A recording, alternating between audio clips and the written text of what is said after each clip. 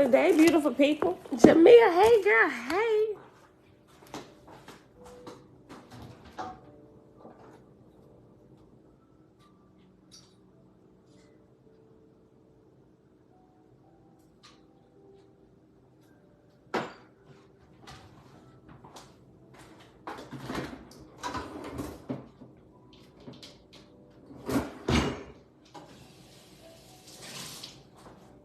Oh, I'll give you some water.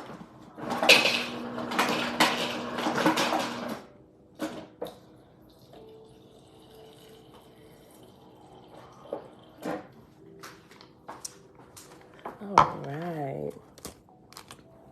Happy Tuesday, beautiful people. Animalistic nature, shalom, shalom, dawn. Good morning, good morning. Sorry for my tardiness this morning, y'all.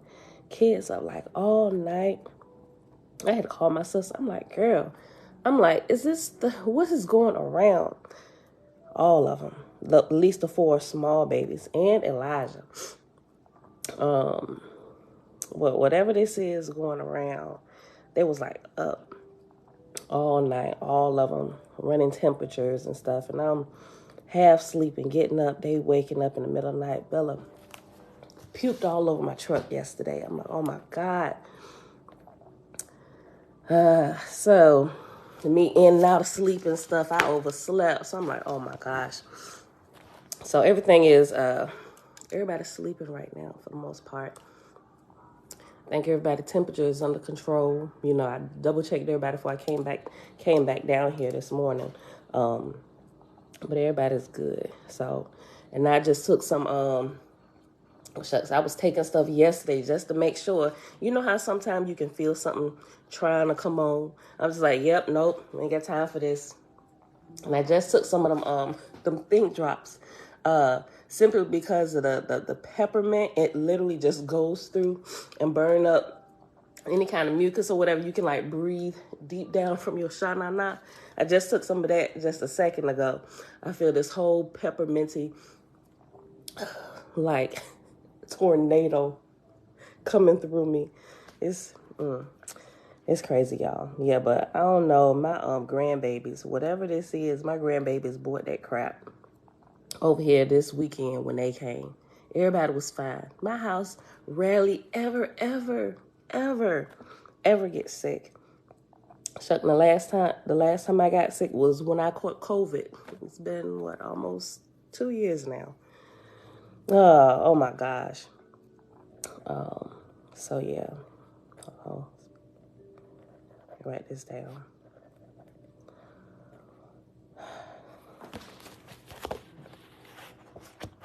Yeah, so but whatever it is, I don't think it's like they said it's like another strand of COVID or something going around. But when I called my sister, she was saying they're seeing more people with the flu coming in, you know, because the symptoms kind of mimic it or whatever. But they're saying most of what they're saying is like the flu, although some people are popping positive on the COVID test or whatever. But yeah, so hope everybody stays safe. Keep wearing your mask if you're going around other people. So we're going to be quarantined here for a couple days till they get over whatever this is. So, but anyway, let's get started. Brian Jogi, peace. Auntie Belinda Brown, hey girl, hey. Shebrew, hey girl, hey. Vanette, hey girl, hey. Elijah Grant Rising.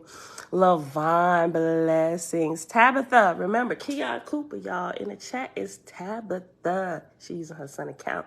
Greetings, beloved. Set apart living, Ema Graham Rising. Key, hey girl, hey, blessings.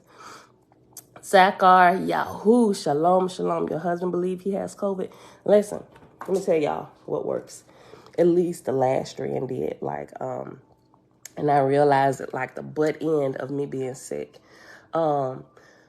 Get some Mucinex. I keep some in the house now. Hold on, I'm gonna show you.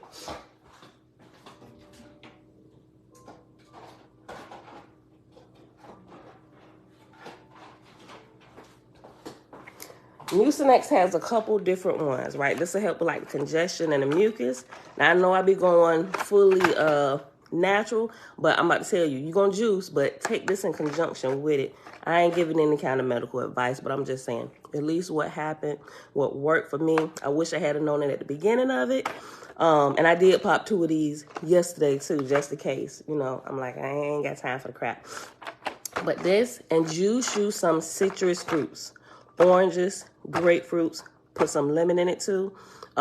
If you can stand ginger, put some ginger in it. It's like a mucus buster. And do that and fast. Only drink that, fresh water, and take these shucks. After about a day, I noticed, and everybody that I recommended to, I told them, I was like, I'm not saying that this is the cure-all, but this is what worked. And at least 3 people, since the time I've got sick, 4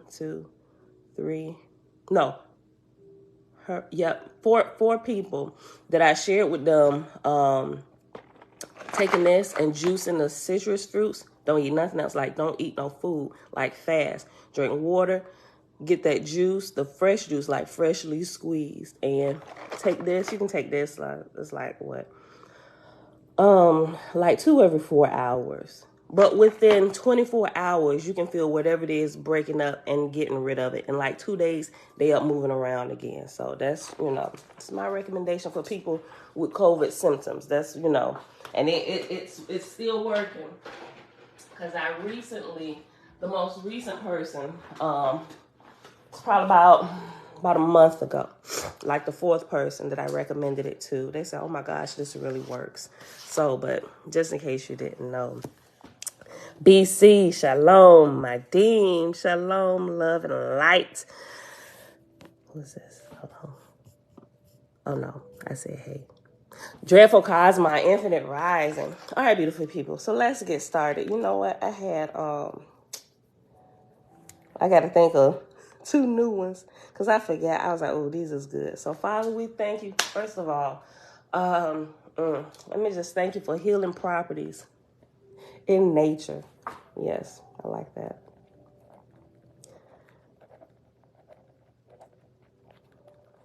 Oh, that's something I was doing for them too. I'm like, of course, juicing for them.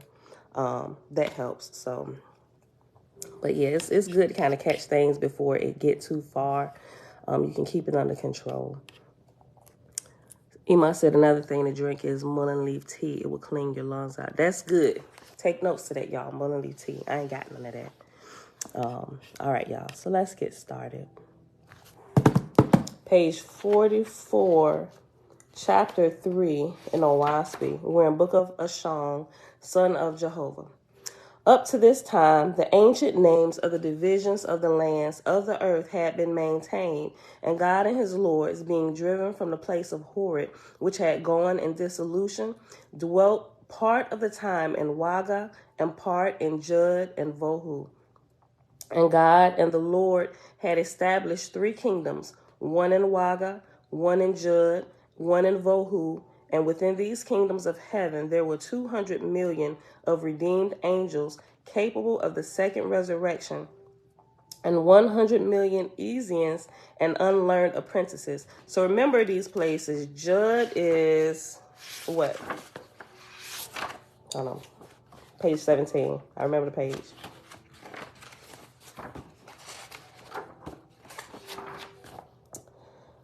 Okay, Jud is Asia, Thori is America, Vohu is Africa, Dis is Europe, and Waga is another name for Pan, right? Okay. I'm back to page 44, verse 2. Yeah, verse 2. And God and the Lords had established 3 kingdoms, one in Waga, one in Jud, and one in Vohu. And within these kingdoms of heaven, there were 200 million of redeemed angels capable of the second resurrection, and 100 million Esians and unlearned apprentices. Chief of the 3 heavens was Waga, and thither had God and his lords congregated with their chief officers as soon as the sign of the descending sea of Jehovah's kingdom appeared in the firmament above. To God, Jehovah spake, saying, Make ready thy places, O my son, and thy lords with thee. Behold, I come in a world of fire, and my faithful workers shall find rest and happiness. Ashong will redeem thy sons and daughters. Yea, he will girdle the earth about with new Ethereal light and great power. Call together thy people, O God, and bid them rejoice and make merry, for the time of deliverance is at hand. Then God communicated to the lords, and they again to others, the words of Jehovah. And at sight of the sign in heaven, the faithful began to rejoice and to gather together in their respective places.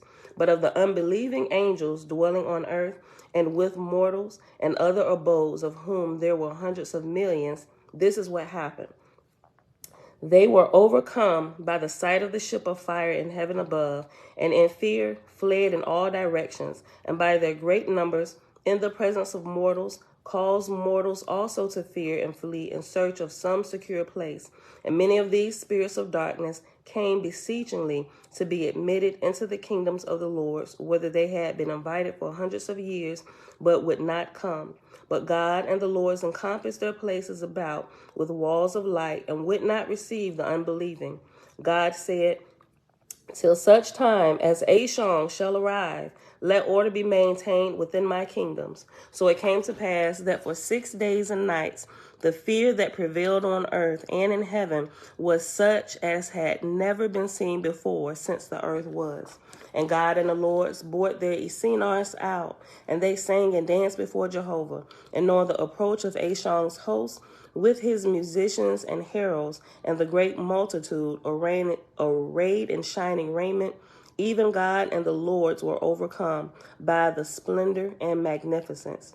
They sat down on the improvised throne, and the Ethereal marshals approached and divided, first into single columns, then double, then quadruple, and so on. The 50,000 marshals had enclosed all sides, save the east, where was an open space through which Ashong came, attended by his chief counselors, of which there were 5,000.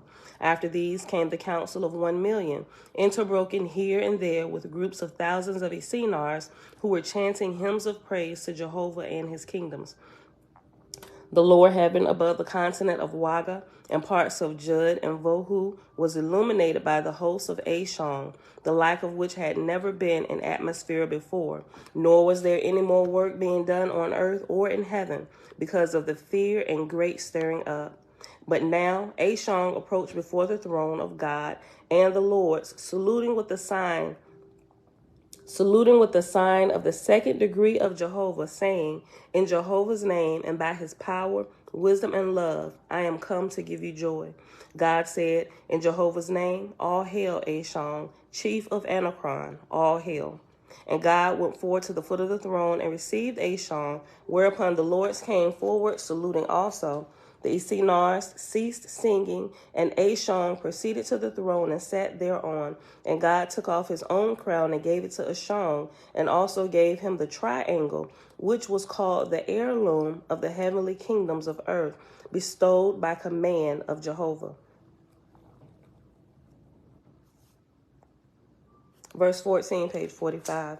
The all light, which is another name for a creator, the all light was abundant around about Ashong, and the voice of Jehovah spake out of the midst thereof, saying, inasmuch as these things are done in my name, prayerfully and in faith, so do I dwell with you all. My son shall wear thy crown, O God. Behold, I am come in might and swiftness, for it is the springtime of the earth. My son Cephas is afoot on the earth. He hath stirred up the earthborn, but I will establish anew my light in these heavens.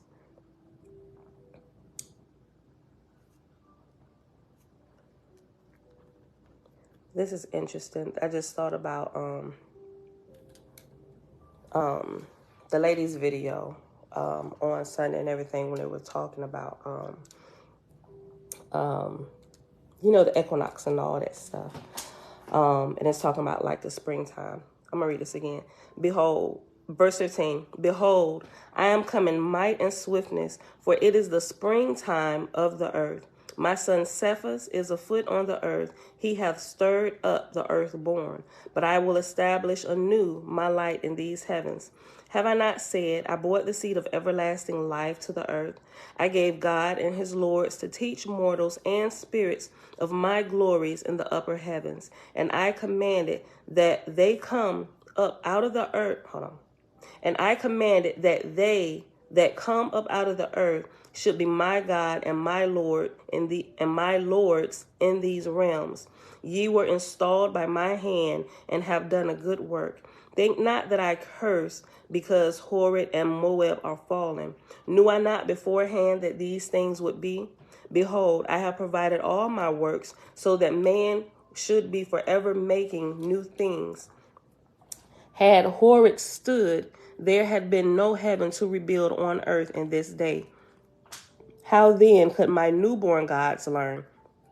Think not that I come to teach with mine own labor. I provide my people that they shall teach one another. That's good, right? So remember, the ladies' video when they were talking about this, and but this is a different topic. We were talking about how the 200, the 400, the 600, the cycles and stuff, right? And the graduation.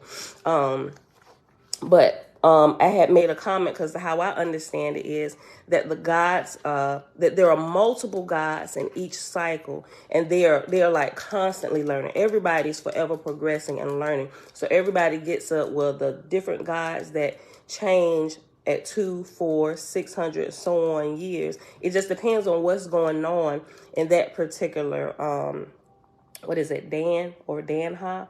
I might be getting them mixed up. Just depends on what's going on that will determine how long each god rules, whether it's 200 years or 400 years, or this next one gets 600 years or 900 years, whatever. You know, it just depends on what happens there will determine how long. But as they graduate a little bit higher, they're also learning. They're in a higher position where they begin to answer the prayers or the requests of the current God that's on the throne, because they just left that. So if they need help, this next position that they move to after they leave the position of God, they're talking to them and they're in communication. Okay, so boom, check this out. When I was there, such and such, think about this.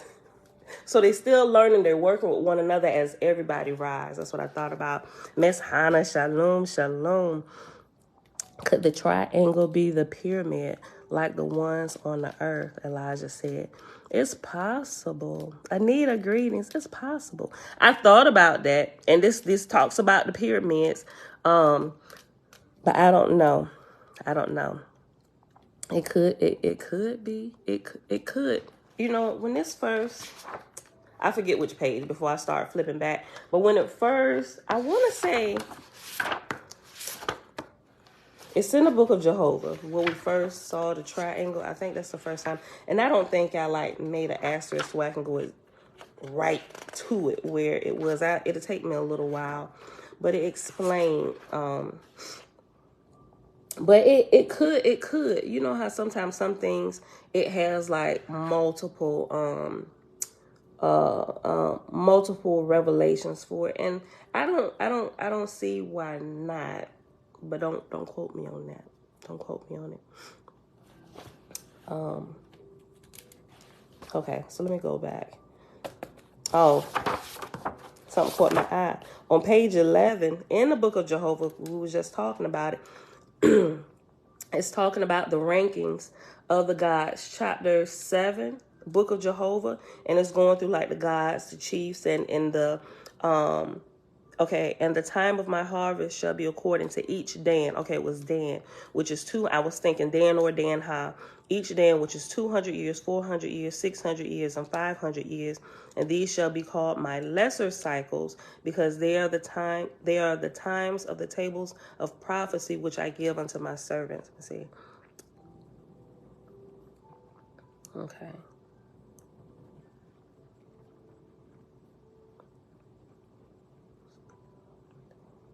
That's good. I saw that. That way I can flip back to that. I see my little note on the side. Okay.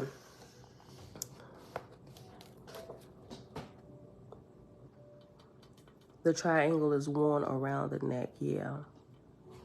Could you please read verse 13? Okay. Okay, we'll just go back to 13. Okay, on page 45, y'all. God said, in Jehovah's name, all hail. Ashong, chief of Anachron, all hail. And God went forth to the foot of the throne and received Ashong, whereupon the lords came forward, saluting also. The Esinars ceased singing, and Ashong proceeded to the throne and sat thereon. And God took off his own crown and gave it to Ashong, and also gave him the triangle, which was called the heirloom of the heavenly kingdoms of earth, bestowed by command of Jehovah. All right, so yeah, if anybody remembers exactly where this gives us a little bit more information. Like I said, I want to say definitely it's in the book of Jehovah. I want to say, don't quote me. Sign of fire cross. That's a sign of Jehovah.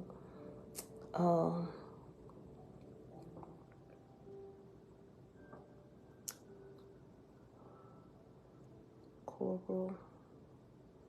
Second resurrection. It's in here, and I could be looking. Hold on.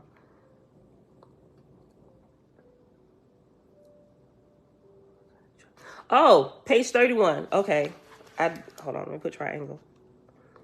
Triangle. Okay, go to it's in Sathantes. Go to the book of Sathantes, page 31. No, go back a little bit. I mean, chapter 19, and all the way back to verse 5. Yeah, verse 5. Let me just make sure. Yeah, 5 is where we first see the triangle. Okay, I mean verse 6. But I'm going to read verse 5. Okay, on page 30, chapter 19, book of Sathantes, it says, Hajah said, thy son, O Jehovah, hath shaped the destiny of a world. Great is his glory. A light of golden hue gathered above the throne and took the form of a triangle, and there was a graven image at every corner, the which, when read, was IOD, and it was in the character of Waga, bestowed by the Lord on the altars and the house of worship on the earth, and its value was 33 million, which was the exact number prepared for the emancipated heaven in Ethera, and the 33 was the years of a generation of mortals. God said, Jehovah is one, the living is one, and that inanimate corpore is one, and these three are the entirety. So as creator, which is Jehovah. God said Jehovah is one, the living is one, inanimate corpore is one, and these three are the entirety. To teach mortals this, O Hajah, is to give wisdom to the earth. Take thou this triangle, O thou son, the most high, and as long as Cephas endureth on the earth, it shall be the bequeathed heirloom of heaven, descending from God to God that occupieth the throne. And Jehovah is one, the living is one, inanimate corpore is one. So I want to say the living is talking about our spirit, right? And not just our spirit, but like the Ashars in that realm, everybody in the spiritual realm already without flesh. So creator, the spirit, and flesh, right? Them three. God said, verse 7, God said, Jehovah is one, the living is one. Remember, because our spirits are eternal, we live always. God said, Jehovah is one, the living is one, inanimate corpore is one, which is inanimate corpore is our flesh. And these three are the entirety. To teach mortals this, O Hajah, is to give wisdom to the earth. Take thou this triangle, O thou, son of the Most High, and as long as Cephas endureth on the earth, it shall be the bequeathed heirloom of heaven, descending from God to God that occupieth the throne. Thereupon God stretcheth forth his hands, and the triangle became fixed and solid, and God hung it on Hajah's neck, adding, in the name of Jehovah, receive thou this jewel as my parting testimony. Remember that when mortals are raised up to understand this symbol of 3 in 1, then will Cosmon begin to dawn on the earth, which is just like Owaspy. Owaspy, O is sky. Am I get that right? Sky. Ah is earth and is spirit. Sky, earth, and spirit. It's like another whole revelation. You know, you can see it on multiple levels. Sky, earth, and spirit. Father or creator, spirit, flesh. Man, woman, child. It's like you can see this triangle in everything. Hold on. Yeah, right. Wisdom, power, and love. Because they always say that too, right? Wisdom, power, and love. Yeah, you're right, Jamil. Okay, we're right now. We went back to Book of Sadantes, Son of Jehovah, page 31, chapter 19, and we started at verse 5. But right now, we're on verse 8. I'm going to reread verse 8, and then I think I'm going to go to the end of verse 9. And then we'll go back and pick up where we were at. That's right, animalistic nature. Bragg's apple cider vinegar breaks down mucus and helps to alkalize the body. You're right. I got some of that. My kids ain't going for that. When I give them that, when I really want them to have some of that, like if it's a need for it, like if they really got a lot of mucus, I have to juice apples and get like a half a cupful, not cupful, I'm sorry, the cap. Half a capful and add it in there to mask the taste of it, you know, and it works like that. So I have to do that maybe like 3 times a day or 2 to 3 times a day for them to get that all in. Because they were like, I taste that. What is this? So I'm like, I got to be a little bit smarter than that. So let me decrease the apple cider just a little bit. So I was doing capfuls and then I just cut that in half. So, but yeah, you're right. It works. All right, verse 8, page 31. Thereupon God stretched forth his hand, and the triangle became fixed and solid, and God hung it on Hajar's neck, adding, In the name of Jehovah, receive thou this jewel as my parting testimony. Remember that when mortals are raised up to understand this symbol of 3 in 1, then will Cosmon begin to dawn on the earth. Hajar said, O God, thou symbol of the 3 attributes. Jamil, right? It's right here. Hajar said, hold on, let me highlight it. Good thinking, y'all. Good thinking. This is why it's great to work together in teams. I need you. You need me. We need each other. Listen. Verse 9, Hajar said, O God, thou symbol of the 3 attributes, love, wisdom, and power, thou didst leave thy stately home where thou hadst gods and goddesses for companions and come to the far-off earth, which was young and curtained round with poisonous gases to guard the young and imperfect angels of other worlds in their wanderings forth with thy wisdom, love, and power concealed. Thou didst give them liberty and yet redeemed them. Thou hast stretched forth thy hand over the earth and made it to yield souls to glorify the Creator. And yet in all the while thou hast never quoted thyself. Oh, that this could be taught to angels and men. Who is it that will not trip or mention himself or make himself a manifested self? This was good. I remember this when we read this portion. Last week.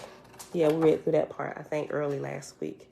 Okay, yeah, so that's the first mention of the triangle, the representation, hold on, the representation of the 3 in 1 here on the earth and what it represents.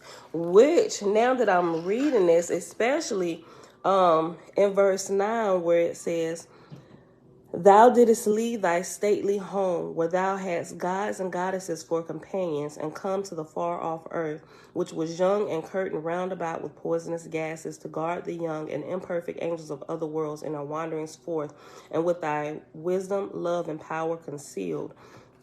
That put me in the mind of, in the New Testament,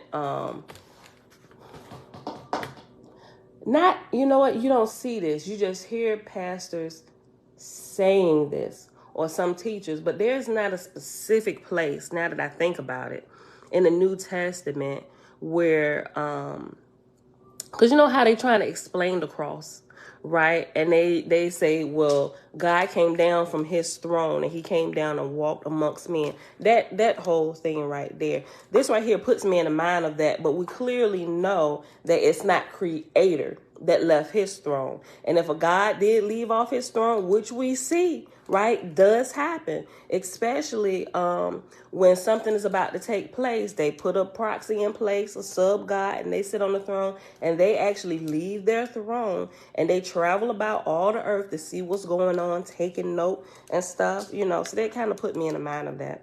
And I wonder, like I said, the Bible to me now that I know a lot more than what I previously had known, it's a compilation of a lot of things, and it's like the bigger story condensed down, and it's put together in such a way that it creates another story if you don't read anything else, right? But when you begin to read other things, it begins to bring some light on certain situations, and it begins to separate the truth from the error, and you begin to ask more questions like, wait a minute, so now that I know this, right, here's a whole nother thing that's happening, right? Especially when we learn about the sacrifices. That was if y'all was with me when I first started mentioning, say something is wrong about the sacrifices, y'all. I can't quite put my finger on it. This was a few years ago. I was like, these sacrifices just won't let me go. Something is wrong with the priesthood here, right? And come to find out, a year later, I would find out the answer. First of all, they were never ever supposed to be doing sacrifices, slaughtering animals. These are the false gods who have gotten out of line, and Israel has gotten off, right? And not all of Israel, but the majority of Israel had gotten off. And it was the prophets, right? Jeremiah, Isaiah. It was them who had stood to the original ways of the Creator. And they was always coming back, hard-headed Israel. Why do you keep turning away? Put away these things and all of this stuff, right? So as you learn this other information, that becomes clearer. And Israel were once called faithists, and the prophets are true faithists indeed, if you want to call them that, right? They keep changing the name of Israel throughout time. Israel is the latest name that they have, right? But before, while they were in, they didn't get the name Israel until they got into Egypt, right? Okay, so let's go back to where we were at. Back in the book of Ashong, page 45, and we'll reread verse 13 again. We had 32 minutes, but I was a few minutes late, so we'll go a few minutes. Plus, I'm going to be here for a couple of days. Mom, shalom, shalom. Yahweh, shalom, shalom. Jamil said, I just read about wisdom, power, and love last night in the humane gospel of Yeshaya. I was so hyped. I ain't never heard about that. I'm going to have to look into that. If you got a link, Jamil, send it to me, sis. Send it to me. Mom, shalom, shalom. When Malachi brought that out, Hebrews lost their mind. What he bring out, Ema? Set Apart Living said, when Malachi brought that out, Hebrews lost their mind. I must have missed it. I'll wait for your comment before I start reading. BC, I remember I first read about sacrifices. I said, I ain't doing that. About the sacrifices. Okay. And look, remember, I hadn't even started watching Malachi, his stuff until recently. Now, I seen them coming up. I used to watch them a lot when him and Yaki was together. But as I started looking into some other things, I just kind of went away from a lot of people that I was watching. I was like, wait a minute, because a lot of stuff was coming out, and it was like shaking the core of my foundation. I'm like, I'm gonna stop and listen to everybody. I was like, hold on. I don't need to be hearing nobody else's voice, but Father, yours and yours alone. So I stopped listening to a lot of people for a long time. And I just started looking into other things. And I'm just like, oh, my gosh. It was like punches to the gut when I realized, oh, my gosh. When I realized we had been worshiping something that we were not supposed to have been worshiping. Like when I say I was sick, y'all, I was sick. Right? When I came to the realization of that with Jesus, Yahusha, whatever you want to name him, which indeed is now we know is a true person because we went through that whole, like this whole character was created. The character... There is a fictional character of the real person that was created, and they mingle some of the created stuff with the true person who really was. And we learn about the true Jashu, or you want to call Yashu, whatever, you arguing about the J and the Y or whatever, the real one.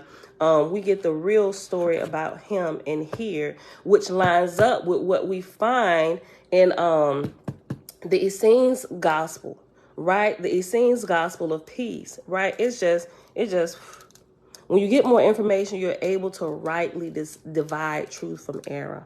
Yeah, about the sacrifices. Sheba said about eating meat. I think Ahuba talking about.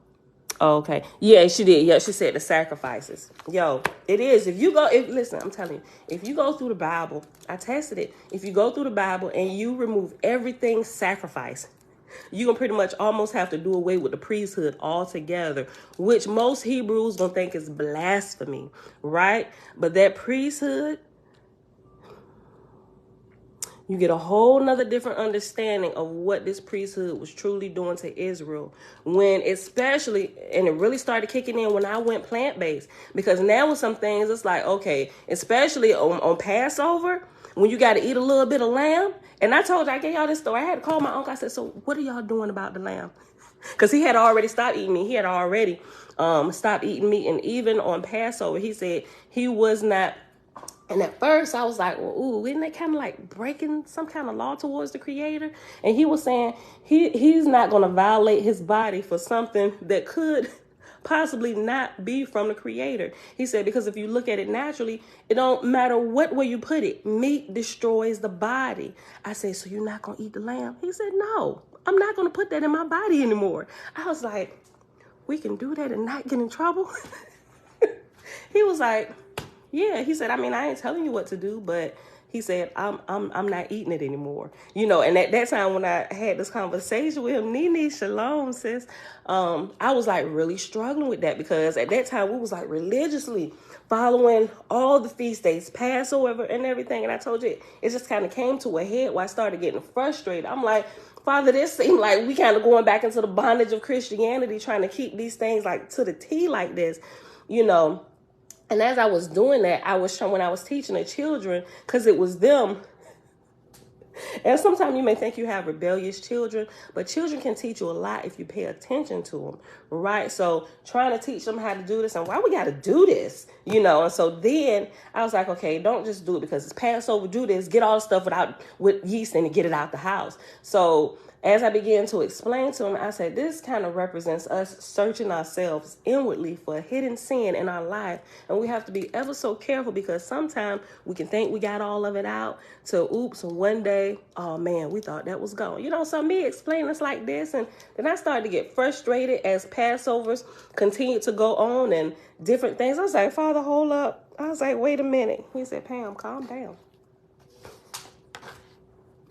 I was like, calm down. I'm just saying, it was a whole learning experience, and I realized what I was trying to do. And I get, right, because this is how idols started. Show them with idols how this is to be done. But somewhere we get off, and now we're worshiping the idols instead of pulling from the story, the lesson that they was trying to teach with the idols. It just gets you away from the Creator, right? Somewhere down the line, we began to misinterpret what the idols were really for. They were there to teach you a higher principle of what you should be doing and how you should be growing. These don't matter at all. These were just teaching props to help you understand. But like I said, somewhere down the line, we took this as being real, and this is the real thing, and we forget the lesson. We miss the lesson completely. And that's what the Father had to recenter me about some of these things. I have a lot clearer understanding of it now. But yeah, if you go through and you remove everything regarding sacrifices that the priesthood did, you get a smooth flowing story. You really would. Even Leviticus chapter 23, you can remove everything out of there that requires you to slaughter an animal, eat meat, even to atone for the sins on Atonement Day, which is an abomination when you think about Creator and his laws of life. Don't kill anything man or beast, right? Because if you're following the Creator's true laws of life, you're going to have to question, right? You're going to have to question, well, why are we killing sweet smelling savor? How does this help me make this make sense? Because this don't make sense to me. If we're not to slaughter, then why do you need to smell sweet smelling savor from slaughtered beasts? And why do we need beasts, their blood and stuff, to atone for our sins? Because over here, it says this is an abomination, right? And then you get into the New Testament, they take that and translate it. The animal sacrifices was a big setup for the human sacrifice in the person of JC that gets people off, and people are still stuck there, and they don't realize that in itself, the blood sacrifice, Jesus saved me by your blood, all of that is an abomination. If you understand who the Father truly is, blood does not cleanse. And I know that sounds like blasphemy. Oh my God, blasphemy. Why did I come to this channel? Look at it. Common sense would tell you. And the Creator teaches us everything by what he put in nature. This blood cleanse, just think about it. Think about it today. I'm about to go take this blood bath. What you just say? Is you a vampire? Like, it doesn't make sense. What cleanses? Water. Blood defiles, right? Blood defiles. So if you just think about some of those things, some things just don't make sense logically. And people they take you on a spiritual trip when it comes to Christianity. I'm sure other religions do it too, but I came out of Christianity. So I know they play that. And y'all bless their, and I say y'all, and the Creator bless their hearts because they're ignorant and they don't know. They're just like robots. They're automatons following this same thing and preaching with fire and brimstone from the depths of their shanana because they truly believe it's the truth. But no, buddy, you're a robot in the pulpit. And you get mad when somebody asks you a question about this or they challenge what you're saying because that's all you believe here. You don't go outside of this. I know some people that they don't go outside of the Bible whatsoever to try to verify anything. They take it, but you can tell the difference between them. And those are like spiritually dwarfed people. Their levels of spirituality and understanding, to the other ignorant, they seem like, oh my gosh, it's the wisest man in the world. God bless our pastor. Don't you put your mouth on a man or woman of God, right? I'm like, which God? Is it Lua Monk? I think it's Lua Monk. Could it be but you can't really do that to them because they don't get it. They don't understand. They're trapped, right? They're trapped. Is garbage being peddled from the pulpit to the pews, and they just regurgitating the garbage amongst one another. It's like raccoons eating out of a trash can. Oh, I'm sorry if that offends you, but that's what it is if you look at it, right? Okay, let's go back here. Page 45, verse 13. Where we at? 42 minutes? I'm going to read all the way to the end of chapter. I'm going to read to the end of chapter 4. Maybe chapter 5. If y'all got to get out here and go to work, just go ahead and get out of here. Remember, this is recorded. Because chapter 5 is only a few verses. Chapter 5 is 5 verses. Chapter 4 is 10 verses. This is 34 verses. So I'm going to read to the end of chapter 5, and then we'll hop over to the field guide to the spirit world. All right. Nazarene is saying, shalom, shalom. Oahspe College University, shalom. That's right, Oahspe. He said, the smell is atmosphere and food for the gods. Right. Not the Creator. The Creator don't need that. That's for us. In our, well, not me. I ain't going to be asking nobody to sacrifice nothing. I don't need to smell that. I can live, like I'm already preparing myself to live off plant-based foods and stuff. So the atmosphere and portion of the trees and the berries and fruits and herbs and stuff, that'll be my portion. All right. Verse 13, page 45. God said, in Jehovah's name, all hail. Ashon, chief of Anachron, all hail. And God went forward to the foot of the throne and received Ashon, whereupon the lords came forward saluting also. The Esenars ceased singing, and Ashon proceeded to the throne and sat thereon. And God took off his crown and gave it to Ashon, and also gave him the triangle, which was called the heirloom of the heavenly kingdoms of the earth, bestowed by command of Jehovah, Creator, Spirit, and flesh. It's the triangle. Love, power, and wisdom. The all light was abundant around about Asham, and the voice of Jehovah spake out of the midst thereof, saying, Inasmuch as these things are done in my name prayerfully and in faith, so do I dwell with you all. My son shall wear thy crown, O God. Behold, I am come in might and swiftness, for it is the springtime of the earth. My son Cephas is afoot on the earth. He hath stirred up the earthborn. But I will establish anew my light in these heavens. Have I not said, I brought the seed of everlasting life to the earth? I gave God and his lords to teach mortals and spirits of my glories in the upper heavens. And I commanded that come out, and I commanded that they that came up out of the earth should be my God and my lords in these realms. Ye were installed by my hand and have done a good work. Think not that I curse because Horeb and Moab are fallen. Knew I not beforehand that these things would be? Behold, I have provided all my works so that man should be forever making new things. Had Horeb stood, there had been no heaven to rebuild on earth in this day.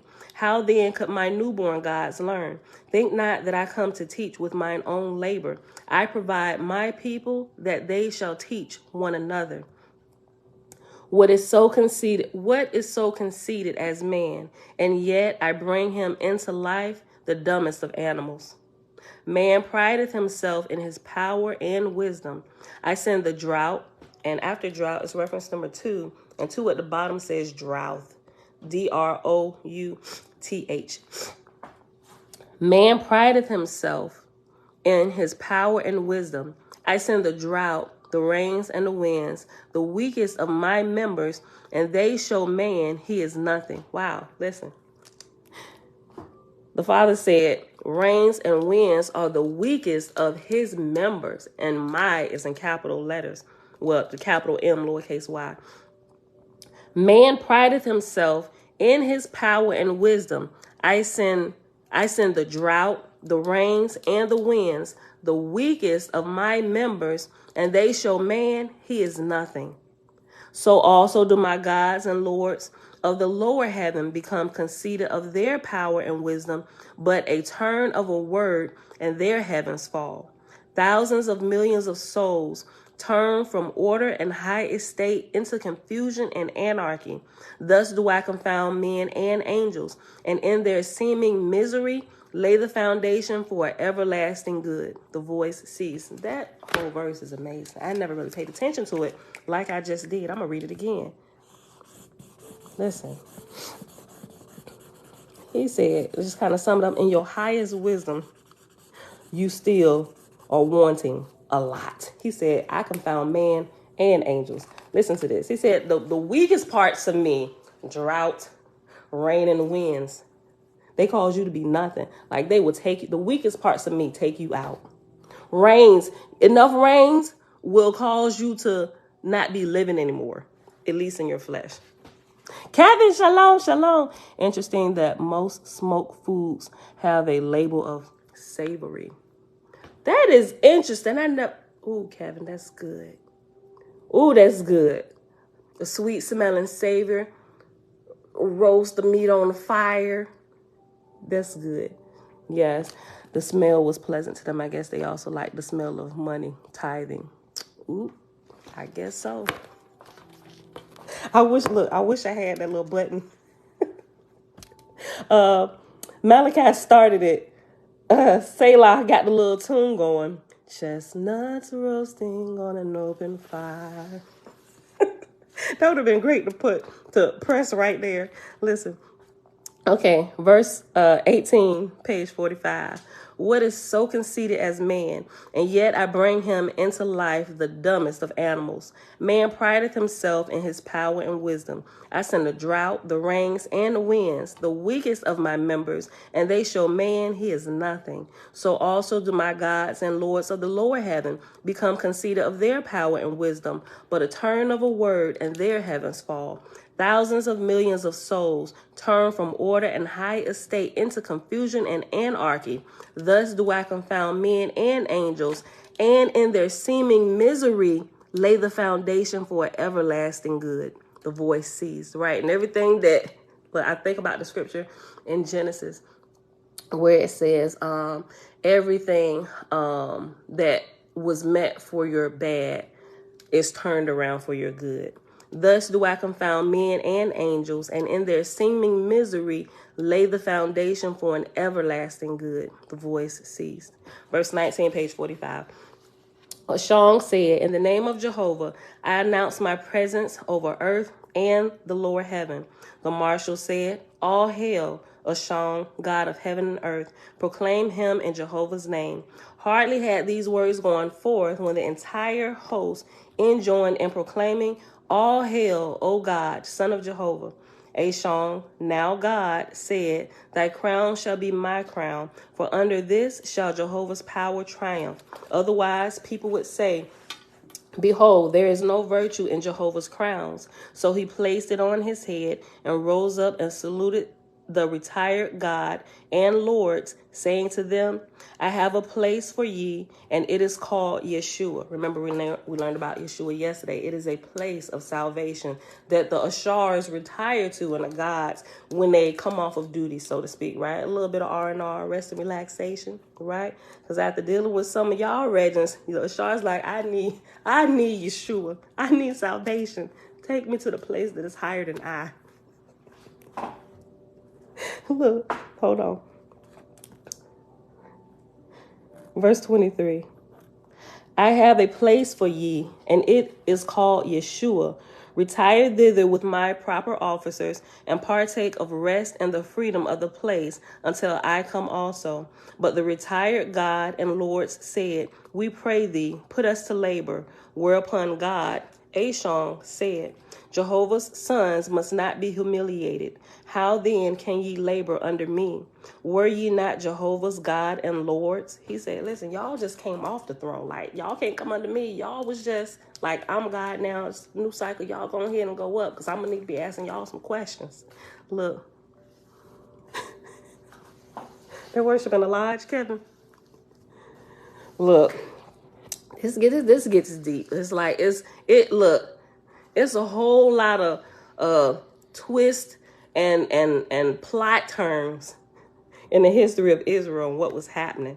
It's all through the Bible. It's a whole plot twist. Matter of fact, it's the biggest plot twist when you get to the end of it and you start searching, asking questions, and find out the one you thought was God is really a false God. You talking about plot twist, major turn of events, bruh. Most people can't get over that, and they ready to fight you. Nope, I'm stepping back into ignorance. We worshiping, whatever they call them, whatever Israel is calling. We ain't talking about the prophets, but we talking about we talking about hard-headed Israel, the ones that's always doing the worshiping, and you should have just left us in Egypt. Them hard-headed regents right there, them ninjas, them. Look, you talking about a major plot twist. Look, okay. Verse 23, I'll reread again. I have a place for ye, and it is called Yeshua. Retire thither with my proper officers, and partake of the rest and the freedom of the place until I come also. But the retired God and lords said, we pray thee, put us to labor. Whereupon God, Ashong, said, Jehovah's sons must not be humiliated. How then can ye labor under me? Were ye not Jehovah's God and lords? They perceived, and after due salutations were provided with an escort of 500,000 men and women, and they departed on their way to Yeshua. God, Ashong, said, let Magai, M''Ghi, Magai, let Magai come before me, and Bingfo and Nest. They shall be my lords of dawn in Jehovah's name. The three came and stood before the throne. God said, I announce the presence of Jehovah's lords of the earth. The marshals said, all hail, O Magi, and Bingfo and Nest, Jehovah's lords of the earth. These were also proclaimed by the voice of the assembled host. God said, in Jehovah's name, go your ways, O lords of the earth. Whereupon the lords crowned themselves and once departed, whereupon the lords crowned themselves and at once departed, saluting reverently. God said, bring the atmosphere marshals before me.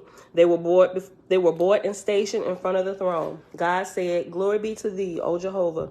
I have looked upon thy sons and daughters who have withstood a great darkness, but retained faith in thee. In thy name and by virtue of thy power do I deliver them. Let him who is chief answer me. How many angels are prepared for the second resurrection? Sarni, chief marshal, said, 200 million. God said, retire thou and thy companions and gather together Jehovah's harvest of souls, and I will send them to Yeshua. The atmospherians were then duly arranged as commanded, and God called 100 swift messengers and 1,000 Etherian marshals, and they provided abatos, and the host, prepared for the second resurrection, departed for Yeshua as commanded. God said, I have now remaining my Etherian hosts and the atmospherians in darkness. Of the latter, let them remain as they are for 3 days. For I will travel around the world, and my Etherian hosts with me, observing mortals and spirits in their places and habits, that I may the better judge them and provide accordingly. So God and his Etherian angels provided an abatos, and they embarked and started on their journey, traveling imperceptibly to mortals. This is good. Look, you know what? Listen, this reminded me again. Remember I told you, I'm thinking there was I don't know. No, because it hasn't been quite 200 years yet. what do y'all say? 2048 from what? 1848 to 2048 is 200 years, right? Okay. So remember I told you I thought about this dream where, what's crazy?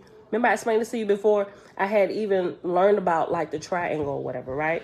How it explains it here. I was laying in my bed and I was in a half woke, half sleep state. And I saw 3 people. Well, they look like men, right? Okay, so they were walking. Okay, move your mouth because I got to use my hands. But ain't you supposed to be? No, today is virtual, right? Okay, move. Move, boy. Look, so it was 3. I was laying in my bed, and it was like my bed was suspended in midair. And there were 3 people, and they were walking in the form of a triangle. One in the front, one to the left, and one to the right. And one in the front had a clipboard, like he was giving shift turnover or whatever, something like that. And they were walking and they looked at me and they said, is this one of the ones who would be? And that's when I woke up, one of the ones who would be what? And they just kind of kept going. And as they were looking, this reminded me of that. And this is also, listen to what it said. Or Matrix guys? Boy, you have listening to stuff coming downstairs, don't even know what we're talking about. They are the Kool-Aid and don't even know the flavor. Hey, shush. Aliens are real though. Boy, move out the kitchen, please and thank you. Look. Right here, Ashong just took over, right? This whole thought. It's just like when somebody come in and take over a business, so you got a new CEO coming in. They, instead of doing what Elon Musk just did, going in there, he purchased Twitter and started firing everybody. Then he called a mandatory meeting of everybody that's level who gonna run Twitter and fired everybody. Instead of doing that, he should have just come in nice and quiet and observe operations to see what was really happening in Twitter, right? Because they lost some of their best tech people when he came in, allowing his ego. Like in this, we could look at, hold on, Jeremiah. Wait. I do know the backstory behind it. I know the backstory behind it. Chill. I'm not even getting into the backstory. I'm just using this as the surface portion as an example. We ain't getting into Elon Musk and all the why he fired everybody, but just from surface. I know there's a backstory, but it's readily easy because everybody probably knows about it. Okay, thank you. Yeah, he's about to give us a whole dissertation. Listen, look. I know Jeremiah the love child, right? Look, like for real though, for real. Like if we were to look at like the surrounding circumstances at the time he was born with me and my husband and how lovey-dovey at that time we were, Jeremiah is like the love child, right? That's good. I've never thought about it that way. But listen, so when there's new gods coming on, remember they go and they, at least through here we see that they go and they they survey the earth and what's going on so they can better rule, find out where everybody is, what are the issues we've been having, right? It show you proper it helps you with your organization and how to better run it when you take the reins of leadership, right? Elon Musk didn't do that, right? He came in firing everybody, and he's not the only one that does it. There's a lot of people that do this. Instead of coming in, okay, introduce yourself or whatever, everybody just continue working. There will be some changes, but we need to figure out what's really going on. And then, after your observance, after your findings, find out the inconsistencies, what's happening, like what happened. A good contrasting a good contrasting company to that, I would say, would be Starbucks. When Roz Brewer took over Starbucks for a few years as CEO, and she came in and she observed, and that's one of the good qualities about Roz Brewer. Whatever, she used to be the CEO of Walmart, then Sam's Club, then Starbucks. She got that thing under control. Remember I mentioned her the other day where those two gentlemen, two black guys, they were discriminated against by one of the white employees or whatever. It was national. It was everywhere, right? And this was like during the height of all the Black Lives Matter movement and all that. So everybody's all in the uproar. But when she had just come in, she had just taken over the position as CEO in Starbucks, and she already knew just by observing there were some things that were like falling through the cracks. Some of the quality was being lost, and this kind of spearheaded all of it. And so she got a jump on it. Within 24 hours, there was a statement from her with that, not only apologizing to those young men, but creating a whole racial diversity training, making sure everybody, like, she held them to the fire. Everybody will be trained on this. Everybody, like, she was in there with them, not sitting back. I think this need to be done. No, she left off her throne and she went down there mingling with the people. She went to stores inside and out, working in there with them, trying to find out what was the disconnection between what's going on in the different franchises and the stores and stuff. And that's signs of a true leader. Elon Musk, I don't like the way it's been running. You didn't ban a couple people that I like to see from Twitter. We're going to stop all this. Everybody that's doing the banning, we're firing the whole department. Open up everybody Twitter back up. Ego. And now he done fired about half of Twitter. The Twitter workers. And ain't nobody to run Twitter. And not only did he fire them, after he came in there firing over 200, and that probably got that number off a little bit. Hundreds of people put in their resignations, right? So he didn't account for that. Then when he fired half the really skilled workforce behind Twitter, that some of the veteran type people that were there, even some of the younger ones, the really bright, the genius ones that are there in those operations, they put in their resignation. They're like, well, you coming in here like a saber-toothed tiger. What type of leadership are we about to have in Twitter, right? So it's just, it's a mess at Twitter right now. And Elon Musk, now he's forced to sit back. Excuse me, do y'all have time to, okay, what would be the best time for everybody to get together? Because I would like to talk to everybody about moving on, like trying to get a hold of Twitter right now. And, but that's like what false gods do, right? Hold on, listen. Verse 32, page 46.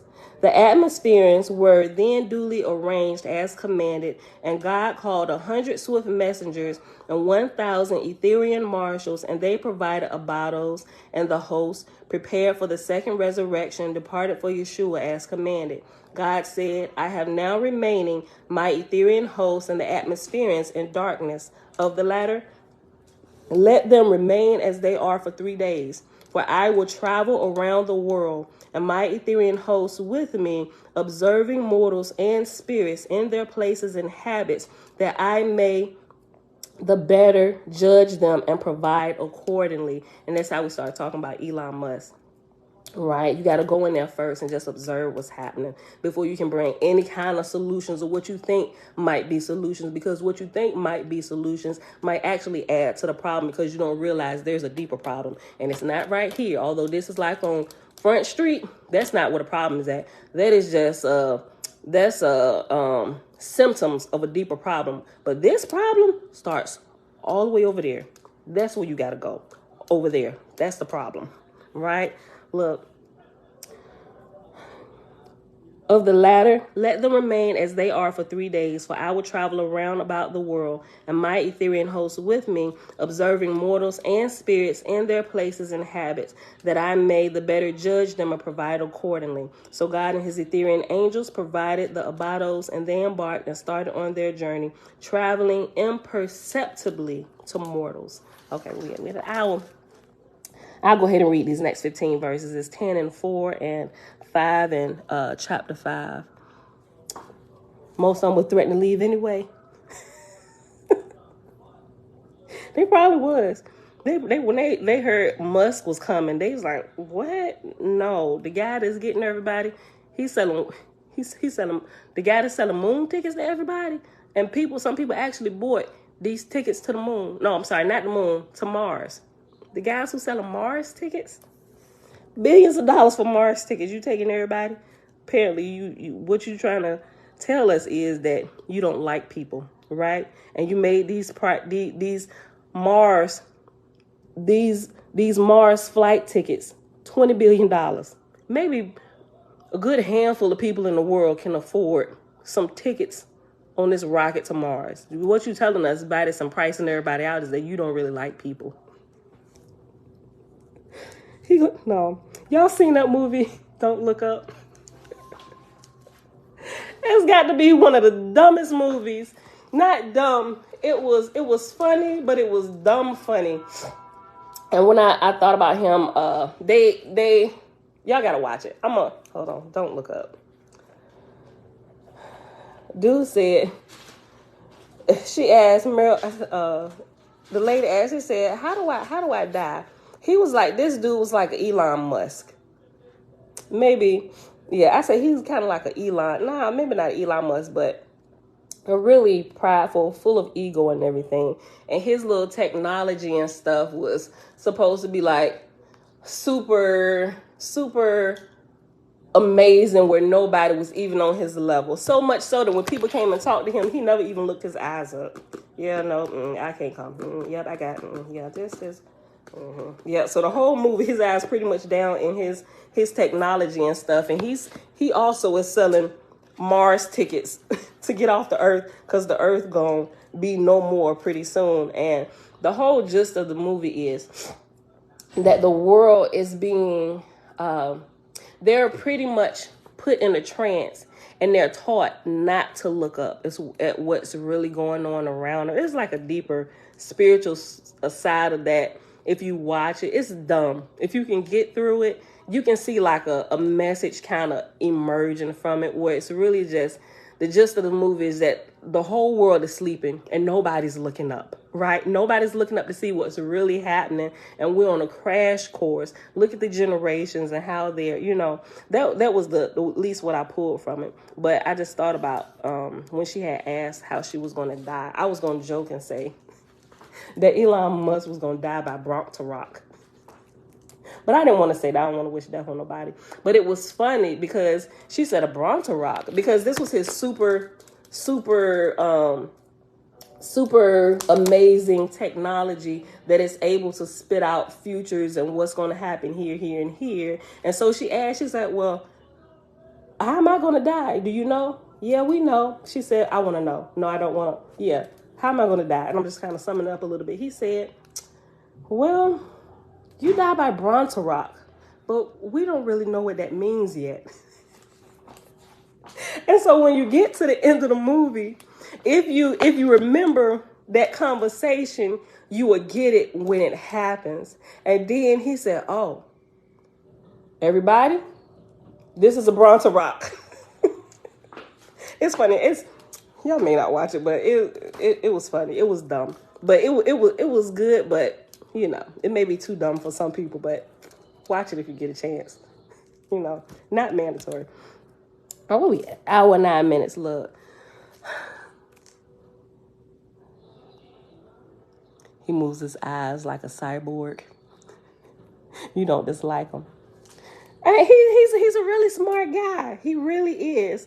But yeah, we're gonna spend too much time talking about Elon. Listen. Chapter 4, page 46, or chapter IV. The Council of Yeshua, of which there were 1 million members, was formed in groups, and these again represented in groups. The Council of Yeshua, of which there were 1 million members, was formed in groups, and these again represented in groups, and these in still other groups. Consequently, a group of 1,000 had one speaker who became the voice of that 1,000. Of the speakers, 100 had one voice in council, and of these, 10, one had voice before God, and he was the voice of the whole, and Jehovah was his voice. Thus was the whole council represented in all its parts, and this was the manner of proceeding, to wit, God commanded the subject. The council deliberated in thousands, and each speaker became aware of the voice of his group. Then these speakers assembled in hundreds and deliberated, and they again centered into one voice, and each 10 of these had one voice before God. Thus it came to pass that the decrees of God were both the wisdom of men and Jehovah. Hence the saying, when God said this, or God commanded that, it was the word of Jehovah expressed by men and angels. After God and his hosts visited the earth and the lower heaven, they returned to Yeshua and sat in council on the affairs of mortals and atmospherians. God said, behold, the heavens and earth have become like gardens, grown foul and rank, producing nothing. I have come with a pruning knife and a consuming fire. God said, I withdraw from the Drush and the Druk the beneficence of Jehovah's chosen. I leave them destitute. Who can approach the beggar with wisdom, or the king with inspiration to be good? A drowning man will try to swim, but the reveler in lust must perish before his soul can learn Jehovah. Wow, listen. That's interesting. That's pretty much saying, he said, some people, they just not going to get it right on this side while they still got their flesh. A drowning man will try to swim, but the reveler in lust must perish before his soul can learn Jehovah. Better it is to labor with a child from infancy and thence to maturity to teach it aright than to strive with a score of conceited adults and fail to redeem one. Ooh. I don't know how I didn't highlight that the first time. I remember reading this too.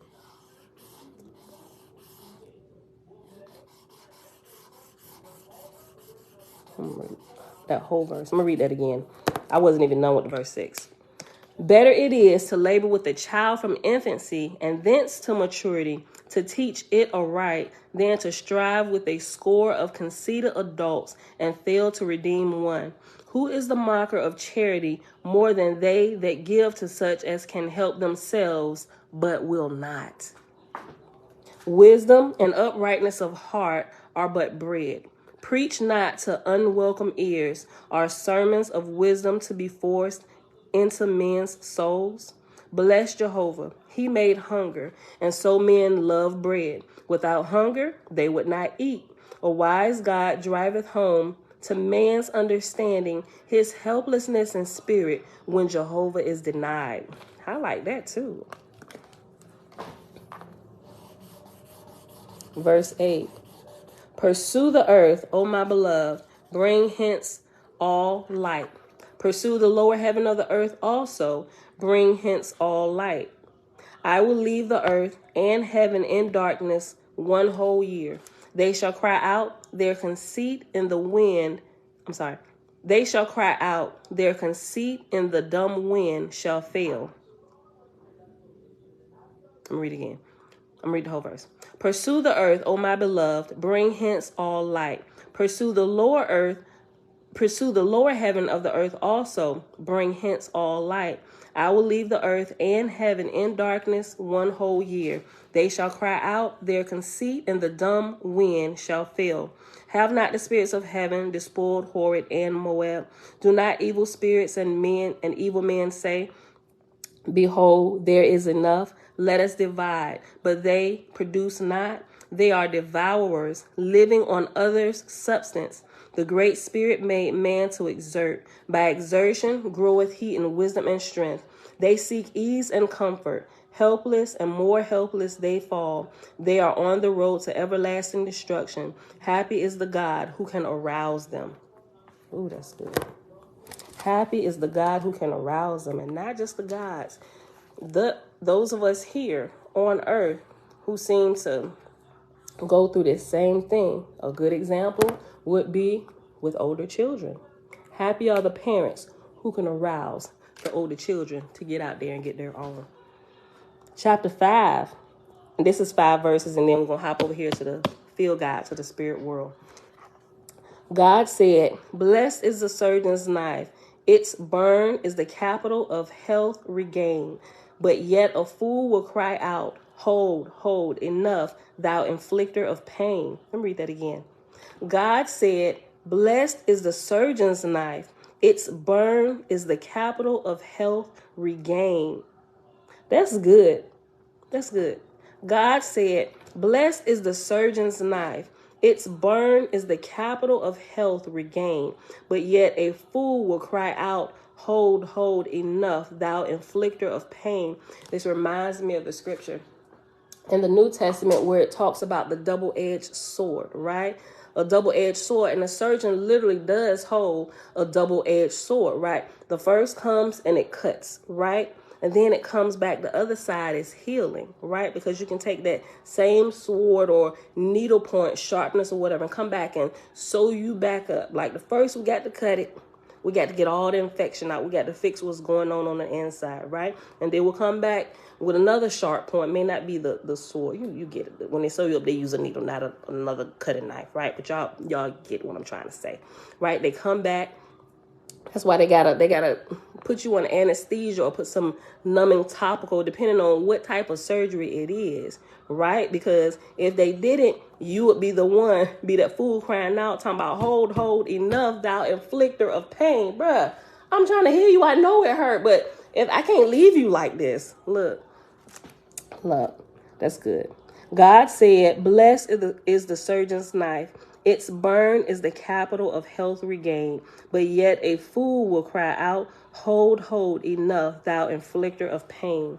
Who hath an eye like Jehovah? His whipping posts are on all sides, but there is a clear road between them, yet man followeth it not. Withdraw all good men and good angels, and there is no person left. They would not be half made up. Let me read it again. Withdraw all good men and good angels, and there is no person left. They would not be half made up. A man without an arm or leg is but part of a man. A man without perception of the all person is a deformity in the soul. He seeketh a home for his own ease and glory, but the Son of Jehovah seeketh to find the severest labor that will profit his brethren. That's good. I'm going to read it again.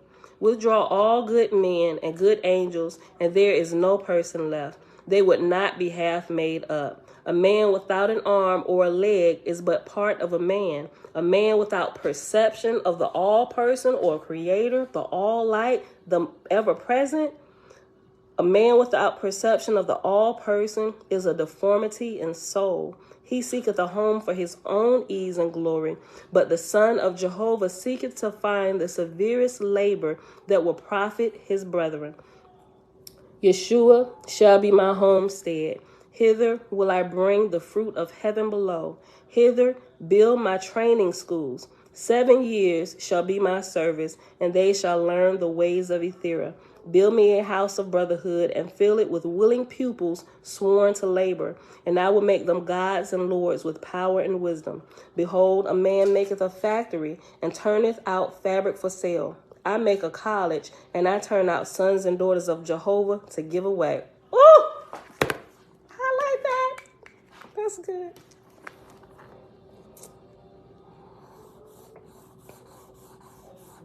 Verse 5, and this is the last verse in this chapter, and then we're hopping over here to the field guide book. Page 46, chapter 5, verse 5. Behold, a man maketh a factory and turneth out fabric for sale. I make a college, and I turn out sons and daughters of Jehovah to give away. Bring me such material as will stand in warp and filling. Jehovah's fabric shall endure forever. Search me out of the seed of Ehim, and house them with care, for they shall redeem the earthborn after I ascend to the Father's kingdom. That was amazing. All right, beautiful people. So this is what we're pausing at today. Where we at? We're already an hour and 19 minutes. Page 46. And we'll start on page 47 and put it here. All right, y'all. So we'll pause right here. This was really good today. I know we literally used a whole hour and then some to read this, but this was good. I wanted to keep that bit together.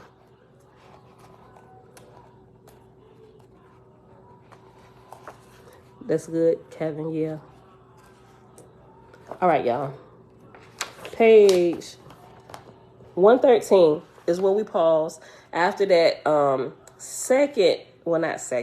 this last list of killers and some of their thoughts of when it was talking about their walk, their overshadowed gate. They call it the overshadowed gate, which is kind of a clue to something could be off. We need to pay attention to this. And it was a whole list. Matter of fact, let me reread this list. Let us take a moment. We're at page 113 in chapter 4, soul murder. Let us take a moment to searchlight this unique clue, the overshadowed gate. No, let me go back. Go back to page 112 so I can keep all that together. The second paragraph from the bottom where it says, we have reason to believe. We have reason to believe that any form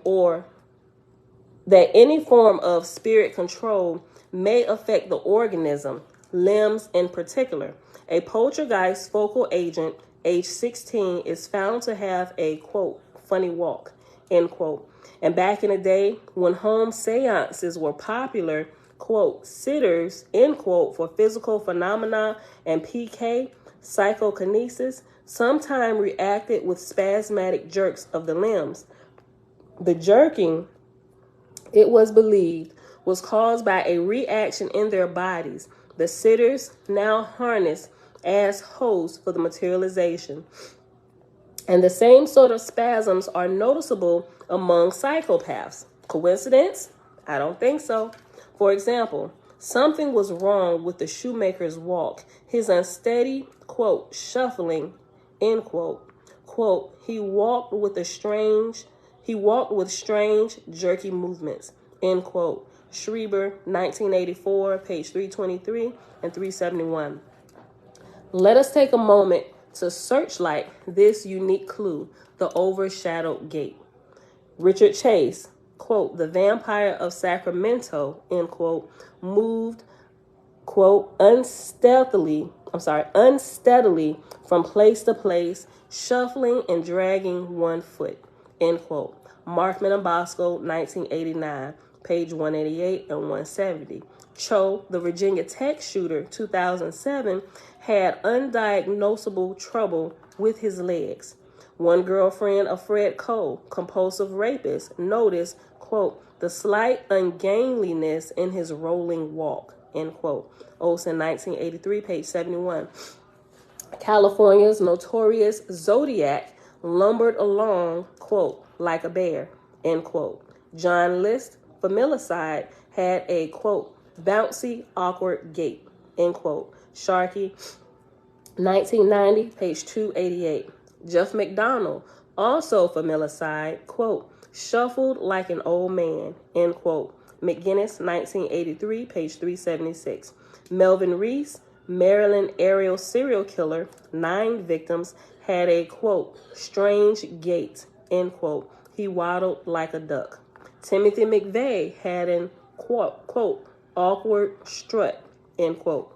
Arthur Shawcross, at age 10, had come down with, quote, a mysterious malady crippling his legs, end quote. Olson, 1993, page 445. Peter Sutcliffe, the Yorkshire Ripper, had, quote, a stiff walk, end quote. Byrne, 1985, page 48. Peter Woodcock, Toronto serial killer, had, quote, a strange walk, end quote. Our country is the world capital of serial killers, taking second place for rapes. When the world's emerging nations were polled to identify the biggest problems facing their country, crime soared the highest at 83%.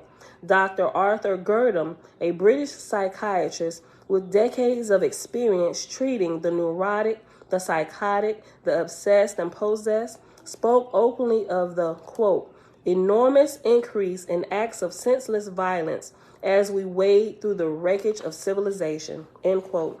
Much of it, as he came to believe, is due to, quote, the influence of malignant discarnates. Generally speaking, the seemingly pointless crimes are due to possession, end quote. Gurdam, 1982, page 209. Let's face it, quote, tough on crime, end quote. Posturing is more the vote grabbing strategy than any kind of answer or solution. Neither are the system's, quote, hired guns, end quote, which are court psychiatrists, making any progress towards a solution. Working hand in hand with the powers that be, the so-called experts are only too happy to play the game, feeding us disingenuous adjectives like delusional or incomprehensible or subhuman instead of coming to grips with the decidedly paranormal aspects of mental illness and crime.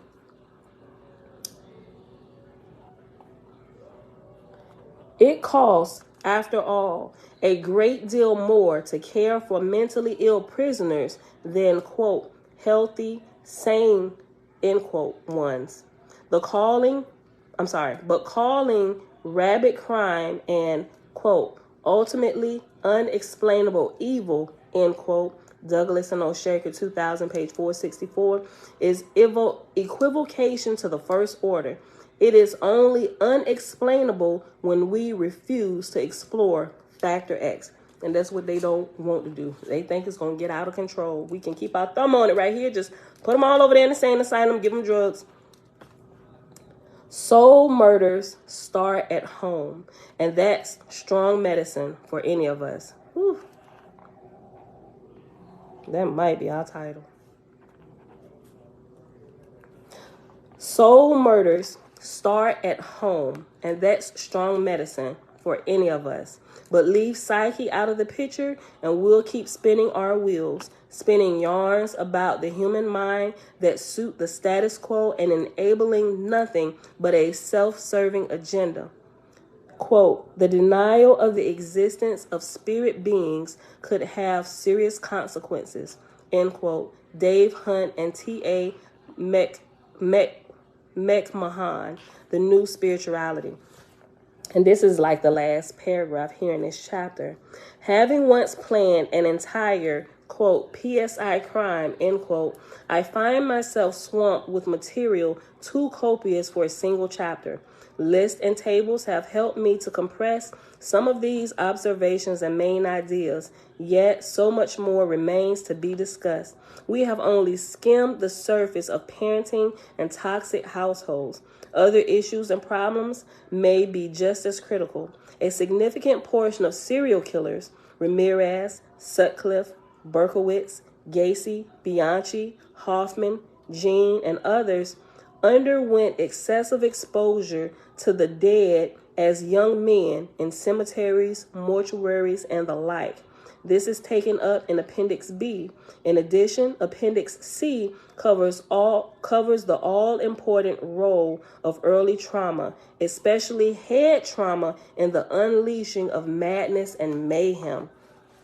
So, let me see. And this is the end of this chapter, right? So I'm wondering, now I read through the appendix.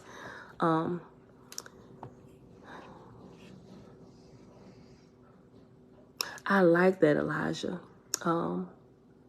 Tabitha said, we must all have the prodigal son experience in life to learn the Creator's love. Yeah, I like that. Elijah said, we are meant to be the messiahs of this age. We truly are, right? We truly are. Let me see something. Let me go to Appendix B. I want to see if I want to read this now, just to kind of go.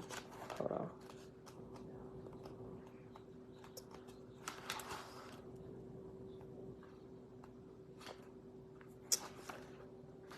Yeah, and they got appendix. How long is Appendix C?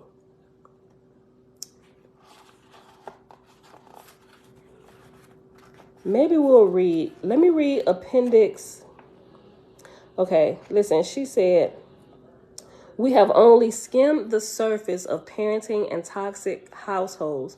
Other issues and problems may be just as critical. A significant portion of serial killers, Ramirez, Sutcliffe, Berkowitz, Gacy, Bianchi, Hoffman, Jean, and others, underwent excessive exposure to the dead as young men in cemeteries, mortuaries, and the like. This is taken up in Appendix B. In addition, Appendix C covers the all-important role of early trauma, especially head trauma, in the unleashing of madness and mayhem. I was going to see if we had time to read Appendix B and C. We definitely can get in. We can get in Appendix B. It's 1, 2, 3, 4. It's like 3 whole pages, right? 3 whole pages, but it goes pretty quick. I may just say, I'm gonna go ahead and read Appendix B. It's on page 262, and we'll save the trauma portion because it has a chart. It has behavior after head injury. Oh, that's one chart is just split up because of how long it is. And we'll read this. Let's see if we can. Maybe when we come back Thursday, I can start with Appendix C, the trauma, before we start Chapter 5. Yeah, let's do that. Okay, so go to, and we're going to, once we get to the end of the book, we'll see if we need to read it again. But since she mentioned it now, I want to kind of keep it together so you can see about the cemeteries and stuff and how they were exposed to it. Okay, so go to, let me write it up here.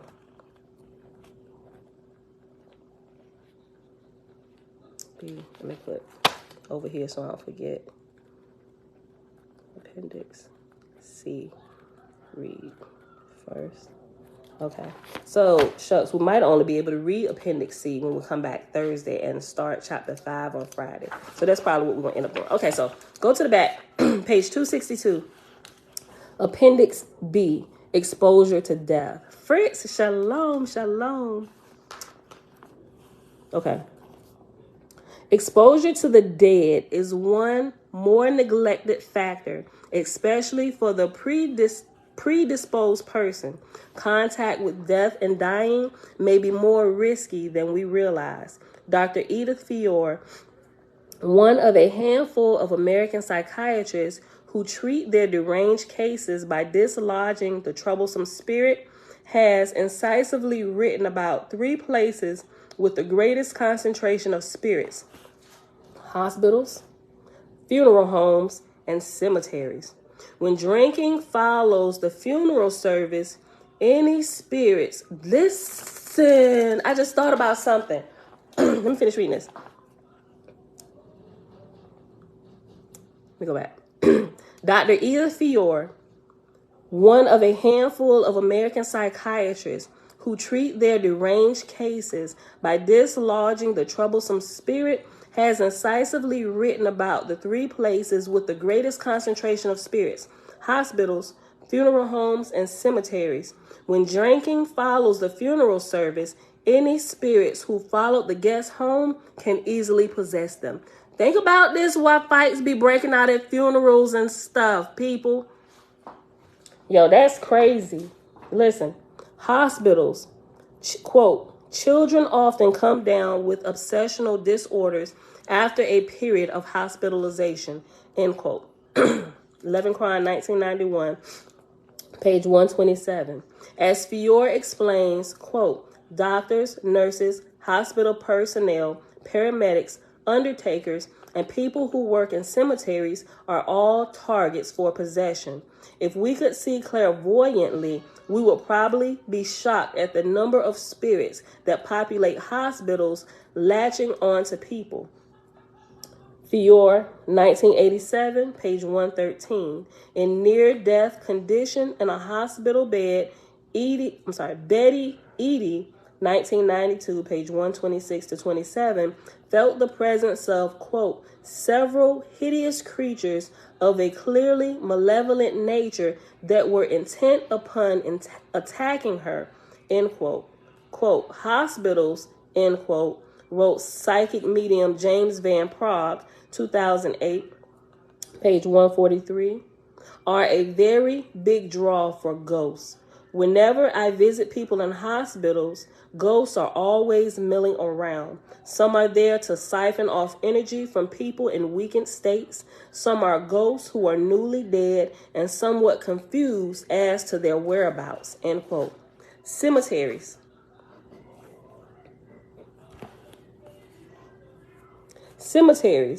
Expert at the removal of troublesome entities, Reverend Eugene Morey speaks from experience about cemeteries. Quote, hundreds reside in such places. Hospitals and prisons are also prime targets for an exorcist. A spirit person's trajectory will be governed by his beliefs. A person who had no belief about after death finds he must shift for himself. Unfortunately, he may remain in the hospital where he died or in the cemetery where his body was interred. He has become earthbound, end quote. And if a patient, quote, has been given a general... What? I said he got me. Stay right there. What you trying to do? No, it's just my hair. Okay, take a... Look in there. Get that Mucinex. No, that box right there, the orange one. Get that. Take 2 of them. I'm gonna juice you a concoction, and I'm gonna knock on your door and sit it, and you just grab it after I walk away. Go ahead in there. Lord hammer, I'm gonna be spraying Lysol and wiping everything down. I'm about to go get my mask, y'all. Look. Whew, if y'all could see his face, that's my oldest son. Hold on, what was I at? Field Guide to the Spirit World, Kizzy. Hey, girl, hey. We're here, and we're in Appendix B, Exposure to Death on page 263. We just jumped back here to read this because it referenced this. Okay, let me go back up. Let me go back up to the top of the page. Reverend Eugene Morey speaks from experience about cemeteries. Quote, hundreds reside in such places. Hospitals and prisons are also prime targets for an exorcist. A spirit person's trajectory will be governed by his beliefs. A person who had no belief about after death finds he must shift for himself. We see that. I forget which book. And she actually, when she gave this verse, she put it in here somewhere. I just forget where it is. But it's talking in Owaspy how a person is going to have to shift for themselves now. Right? When you lose the anchor of your flesh, when you get out there and your beliefs was all willy-nilly, you're going to have to kind of see through some of these things yourself for a period of time. A person who had no belief about after death finds he must shift for himself.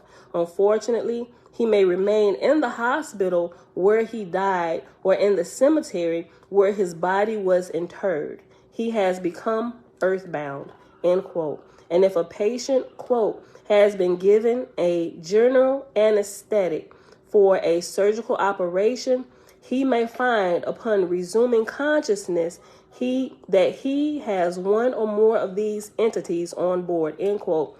And thank the Father that I came back and it was just me and my body. When I had the ectopic pregnancy, they put me out. I went under anesthesia, right? But I was already walking with the Father before then, so I was protecting my shards, was protecting my body. While I'm out, they was standing guard around me. Listen, let me read that again. And if a patient, quote, has been given a general anesthetic for a surgical operation, he may find upon resuming consciousness that he has one or more of these entities on board, end quote. Maury, 1988, page 24 and 92. Interestingly, Richard Knoll, 1990, page 37, has found that nursing is, quote, a common occupation among female multiples, end quote. The ski mask rapist, it turned out, was a one-time hospital cardiovascular technician. Sensitives, especially those who are sensitive and do not know it, can be caught unawares. Graveyards can wreak havoc on the sensitive. The actress Patty Duke, who bravely shared her, quote, brilliant madness with the world, recalled that whenever she passed the local cemetery, she was instantly overtaken with a panic attack. Patty was a sensitive but did not know it. She was prone to dissociative states. Quote, something takes over, end quote. Dramatic mood swings, violent outbursts, suicidal thoughts, demons inside me, end quote, as well as undeveloped mediumship, hearing voices, OBEs, quote, left my body, end quote, obsessions, precognitions, phobias, and manias. Dick Sutphin, a sensitive, quote, became hysterical at the edge of an ancient graveyard in Arizona and literally had to be dragged, sobbing, back to his hotel room. For hours afterward, he was delirious, talking about being killed, end quote. Wiseman, 1977, page 45. The input from spirits concerned a massacre that took place 400 years ago when a Spanish priest had issued an order to destroy all the Indians who refused baptism. Quote, mental disturbances, excuse me. Hold on, I'm going to take some of this stuff and I'm done. Okay. Quote, mental disturbances of all kinds may have their source in the intrusions of hostile or parasitic or chaotic entities.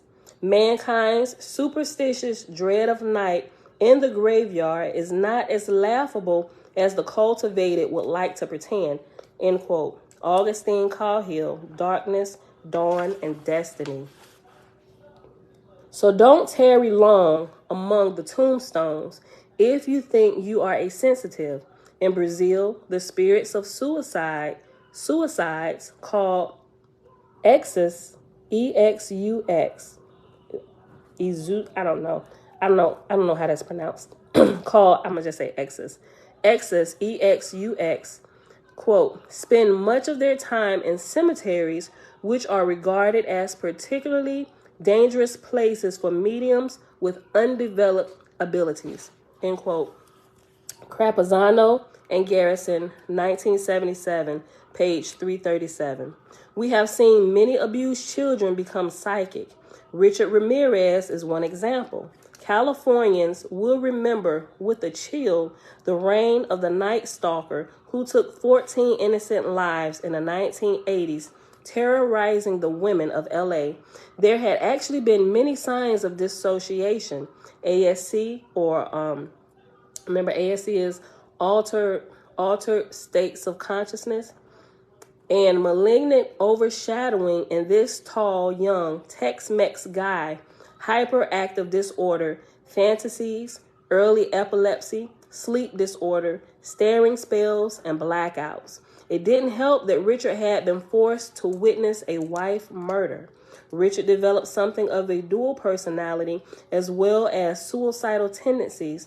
He also exhibited certain cardinal signs of possession, corporella, and hyperpraxia. Wow, I remember that was what? Back here.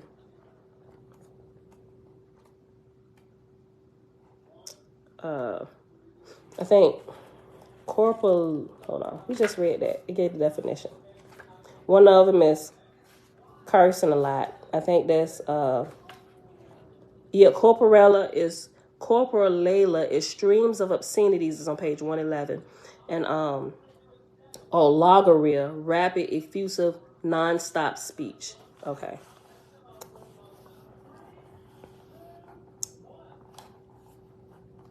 Richard developed something of a dual personality as well as suicidal tendencies. He also exhibited certain cardinal signs of possession, corporella, and hyperpraxia. While still living at home, this excellent candidate for negative overshadowing would take to sleeping in the Cordova Cemetery, El Paso, to get away from his father's rages. He'd grab his sleeping bag and run. Quote, the boy slept in the cemetery frequently, end quote. Did Richard pick up exes or demons or wandering spirits of darkness at the Cordova Cemetery? Peter Sutcliffe, his opposite number in England, almost certainly became obsessed at the Bingley Cemetery. The Yorkshire Ripper, whose identity spurred his country's largest manhunt to that date, 1981, had taken a job as a gravedigger at Bingley Cemetery in his teens and later worked at the town morgue. Ultimately, convicted of 13 counts of stranger murder, he had had a close encounter at the graveyard. Peter heard a voice that led him to a particular grave. The voice now emanated from the headstone. It was just the beginning. Now I'm sitting here thinking, if people stayed away from these positions, who is going to bury the dead? So here are my thoughts, right? Here are my thoughts on this now, about this, now thinking about this and thinking about what we learned in WASP on how even after you pass from here, there are spirits who go to hospitals and things of the like what we see here. We have hospitals and stuff here. So when they're born into chaos or born into the spirit world, or what we call death here, when they're born there, some of them have to be restored and repaired and restored to sanity, and they're taken to hospitals. But who's running the hospitals? It's those who are trained to deal with these things. So now I'm thinking, I ain't gonna say all of the people are wrong, but people who work in hospitals, I think we see such a turn of events on this earth where people get truly healed. If people who worked in the hospitals were trained spiritually, like all of you doctors, because you understand the spirits who can come in, infiltrate bodies while surgery is being done. Not only should you be trained in your physical craft in the medical field, but you should also be trained spiritually, especially if you're working in hospitals, because you have to be aware of these things, especially because people who come into the hospitals, most of them are unaware. Most of them lack spiritual understanding. Most of them have no clue what could possibly happen to them and some of the evils that are hanging around these places, and not just the hospitals, but the cemeteries. People who work in the morgue around dead bodies. You should be spiritually trained in these things, so when you're there, first of all, you don't get taken over. Right? You can recognize the spirits and you can control this whole thing, not just the physical, but also the spiritual. Nope, get away from here. You will not. Like, you have to be. Now I'm thinking about this in a totally different light. Like, people in hospitals, morgues, even people working at the cemetery, just the grave, those who dig the graves and stuff, all of these people need to be spiritual people trained to, I guess, to certain levels, at least on this level here where you understand all these spiritual things. This is just, man, I've never looked at this like this before. Listen, let me go back up. Page 264, third paragraph down. Did Richard pick up exes or demons or wandering spirits of darkness at the Cordova Cemetery? Peter Sutcliffe, his opposite number in England, almost certainly became obsessed at the Bingley Cemetery. The Yorkshire Ripper, whose identity spurred his country's largest manhunt to that date, 1981, had taken a job as a gravedigger at Bingley Cemetery in his teens and later worked at the town morgue. Ultimately convicted of 13 counts of stranger murder, he had a close encounter at the graveyard. Peter heard a voice that led him to a particular grave. The voice now emanated from the headstone. It was just the beginning. With the passage of time, the voice began inciting him to violence, telling him that prostitutes who would become his victims were the cause of society's problems. From that point on, Peter was, quote, compelled to kill, end quote. Burns, 1985, page 38, 242, and 246. Across the Atlantic in New York, David Berkowitz, son of Sam, had a fascination with cemeteries, especially after his mother's death. Quote, I just used to have the urge to go, just hang around, talk. I used to visit all the graves there. I would, talk. I felt akin to them, end quote. David's rapport with the dead is curiously reminiscent of Jim Huberty's confession that he was, quote, more comfortable with the dead than the living, end quote. Douglas and O'Shaker, 1999, page 231. Huberty was the man who, in 1984, shot up a McDonald's in San Isidro, California, killing 21 innocent persons. Jim had attended mortuary school and worked for 2 years at a funeral home. I didn't even know there was a school for mortuary. Doing what? Clearly, the instructors there should be teaching you. This should be a part of the curriculum at mortuary. Oh my gosh, I didn't even know there was such a thing. I mean, I don't know. I just figured people, okay, we can help the dead. I don't know. I'm still learning, y'all. Forgive me for my ignorance. Huberty was the man who, in 1984, shot up a McDonald's in San Isidro, California, killing 21 innocent persons. Jim had attended mortuary school and worked for 2 years at a funeral home. In nearby Las Vegas, John Wayne Gacy, at age 21, also found work as an ambulance driver for Palm Mortuary and was later assigned to the mortuary itself as an attendant.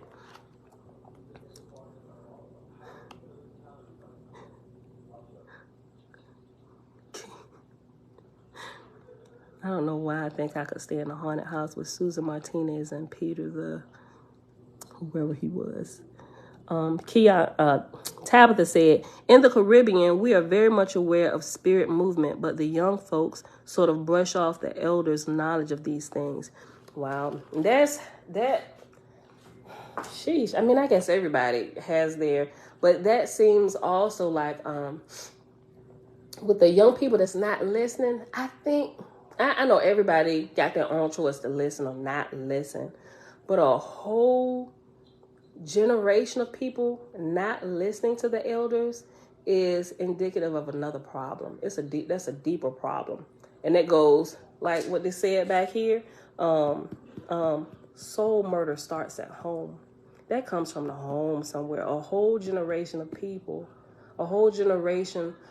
who are now parents, that this next generation that comes from them is not listening to them. Like, we got to figure this out, people. Listen. Excuse me. Page 265, second paragraph.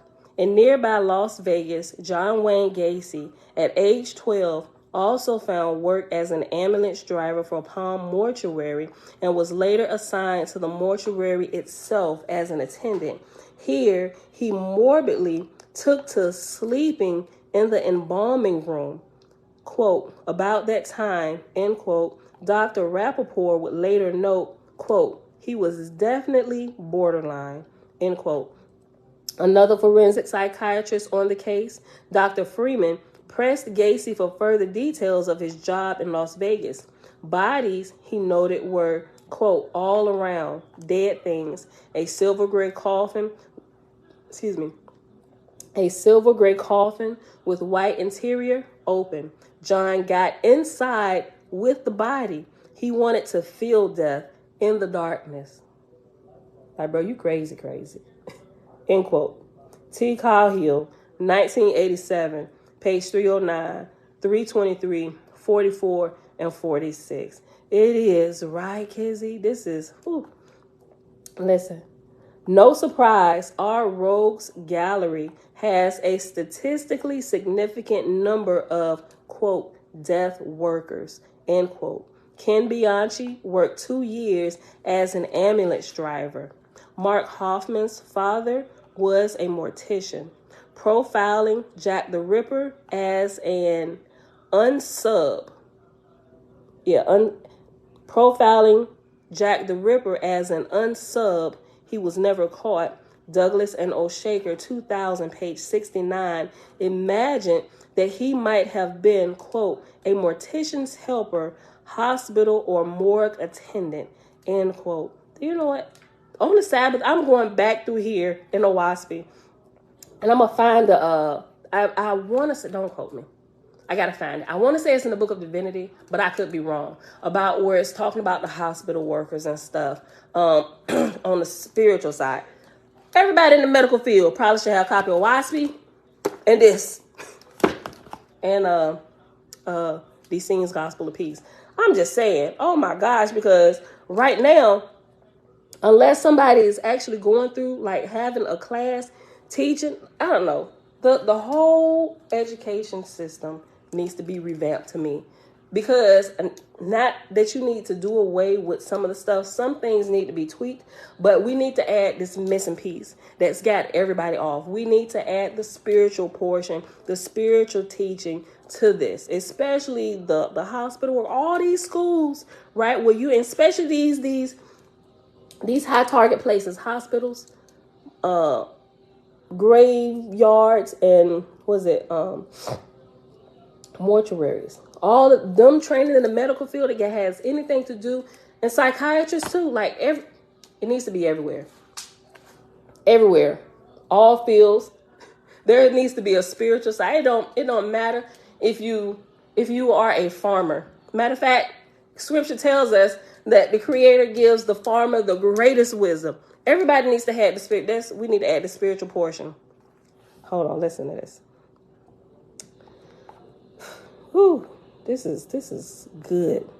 No surprise, our rogues gallery has a statistically significant number of, quote, death workers, end quote. Ken Bianchi worked 2 years as an ambulance driver. Mark Hoffman's father was a mortician. Profiling Jack the Ripper as an unsub, he was never caught. Douglas and O'Shaker, 2000, page 69. Imagine that he might have been, quote, a mortician's helper, hospital or morgue attendant, end quote. Charles Davis, raper and killer of 5, was an ambulance driver with a unique approach to murder. He'd kill the woman and then arrange things in such a way that What? Listen to this crap. He really had to take some time. Like, how do you even get in here to arrange this? Listen. And we do, kids. We really do. We have to create and form our own learning centers. I agree. It's our responsibility. It starts at home. It's our responsibility, right? Listen to this. Charles Davis, rapist and serial killer of 5, was an ambulance driver with a unique approach to murder. He'd kill the woman and then arrange things in such a way that he himself would be assigned to pick up the body. How does that happen, right? And this must have been like a real small town with one hospital. Because I don't see that. Listen, Rod Farrell, double homicide of girlfriend's parents while still in high school, was recruiting friends and classmates into his little vampire coven. many of the rites and ceremonies performed at the local cemetery. Far from the desultory effects on Gacy's or Berkowitz or Bianchi, Rod and his followers were actively seeking, quote, the embrace, end quote, of spirits, quote, readily accessible as the coffins were above ground, end quote, at the majestic St. Louis Cemetery in Kentucky. Quote, I'm not immortal, end quote, Rod F. Aware of otherworldly beings, but in the most sinister way, Rod wanted, quote, to have other vampires join me so I can teach them the world of, so I can teach them of the world beyond, end quote. Wrong type of teacher to be under. Don't go to them. Let me go back. Let me read that again. Quote, I'm not mortal, end quote, Rod F. Aware of otherworldly beings, but in the most sinister way, Rod wanted, quote, to have other vampires join me so I can teach them of the world beyond, end quote. According to his twisted logic, the greatest benefits would accrue from invoking the, quote, horned one, end quote, and, quote, messengers of the gods of prey, end quote. How successful he was. The coven indeed, quote, began to make contacts in the spirit world, end quote. And Rod, entranced, spoke of, quote, angels falling from the sky and different killings, end quote. Members began experiencing markedly paranormal states, absorbing spirit powers, producing automatic writing, communing with and joining souls, quote, that have walked the earth for thousands of years, end quote. Ongoing OBEs and undergoing ASCs, Jones, 1999, 1722, page 26, 56, and 59. And the last paragraph in Appendix B, and we're on page 266. Strange to say, Rod, product of a horrendous family life, attained a kind of, shall we say, anti-enlightenment, a kind of perverse wisdom. His damaged psyche could only call in malign beings or the evil ones. Almost poignant is the way this dark soul named the cemetery where his vampire cohorts convened. He called it the birthplace. Indeed, one would have to be virtually reborn to overcome the terrors of a childhood like his, filled with abuse, neglect, ignorance, hypocrisy, and shame. Whew. That was crazy. All right, y'all. So we're gonna go ahead and end this because we already at 2 hours. It's 8:30. We're gonna read Appendix C because tomorrow we're not gonna be here because we're gonna be observing Sabbath, and Thursday when we come back, which will also be Thanksgiving, we will start. Well, when we get over here, we're gonna read Appendix C, and it may be the only thing that we read. We'll see. We'll see how much time. Yeah, because, I know some people spending time with their family, up cooking or whatever. If you still celebrate, I don't know. But we'll probably just read that appendix. And then Friday, we'll start with chapter 5, which is entitled, I Shall Walk the Sky. So let me put the pages for this appendix here too. 362. That was pages, I don't know why I keep saying 3. Page 262 to page 266. And we read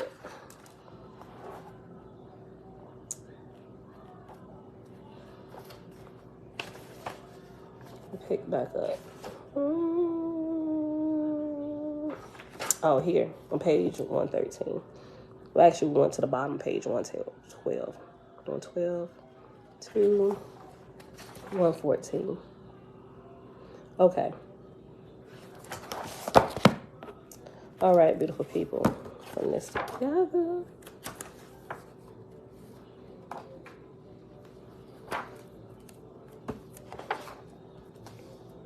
Here. 47. Went to 40.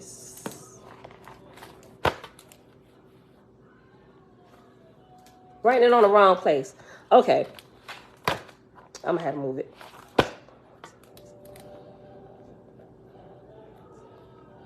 Well, 262. I'm getting it together, y'all. 266. We're going to pick up here. 267.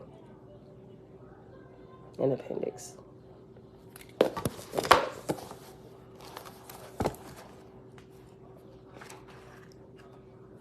Yeah, okay. I'll put my notes together. All right, beautiful people. Thank y'all for hanging out today. It is Tuesday, November the 22nd, 2022, day 270 of year 4, reading the books of the Law and Prophets, another 4-year consecutive day count, day 1289. We read a little bit more in Owaspy from the book of Ashong, Son of Jehovah, pages 44 to page 46. Then we hopped over to the Field Guide to the Spirit World pages. We read pages 112 to 114. Then we hopped to the back in the appendix, which it gave us the reference to when we read Appendix B, and that was pages 262 to 266. Father, we thank you for daily enlightenment and how important it is that we understand what we truly are and how we should be operating in spirit at all times, even in conjunction with our daily human tasks that we are to do. We should incorporate spirit at all times because we are spirit. This is good today, this reading Appendix B. And like I said, I'd listened to this twice and I'd read halfway through it like the third time. But, just I listen to it while I go. But some stuff I clearly miss. And it's like when I read it out loud, it's like the first time. There's a difference from like reading it and listening to it than reading it out loud. Because when you're reading it out loud, you're getting it in a couple different ways and your comprehension is just expanding, and you catch things that you miss just by listening to it because you be zoning out and stuff, doing other things. But this is good. All right, y'all. So with that being said, thank everybody for hanging out. And if I missed y'all coming in, sorry. But greetings. Thanks for hanging out. And everybody here hanging out in the background. I love y'all. Let me go check on my family. I got to get juicing and stuff. All right, I see y'all back here Thursday, 6:15 a.m. Eastern Standard Time. Peace.